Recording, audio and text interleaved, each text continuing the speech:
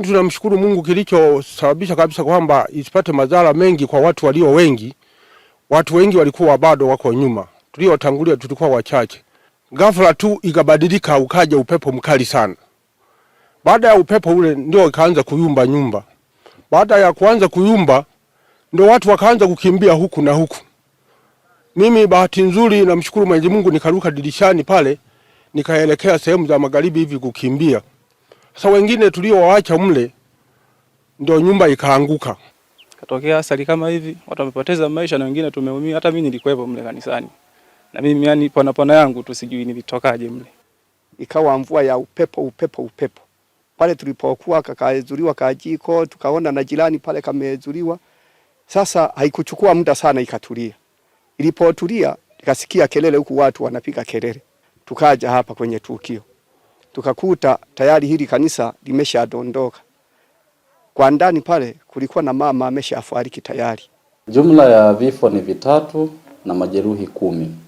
Kwa sasa wamebakia majeruhi 5 ambao kati ya majeruhi hao wote wanaendelea vizuri na wengine waliweza kuruhusiwa jana. Katika majeruhi 11 tuliokuwa tumewapokea, majeruhi 2 ambao tuliwapa rufaa walikuwa wameumia maeneo kwenye kichwa na walikuwa wameumia vibaya na walipoweza kupata huduma ya kwanza kabla ya kupata rufaa.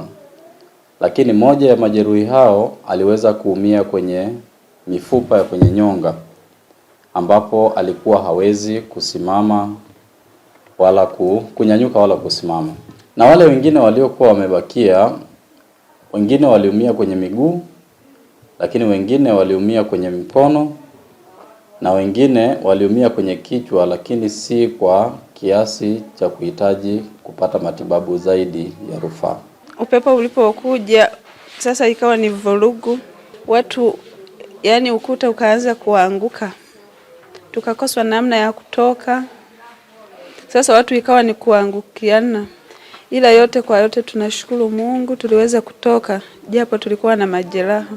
Nilikuwa hapo mlangoni nikapigwa ila tofali kwenye kichwa na kwenye sikio la 3 sasa mgongoni nikaanguka. Nilikuwa na maumivu makali, lakini hivyo sasa tunamshukuru Mungu ametuepusha.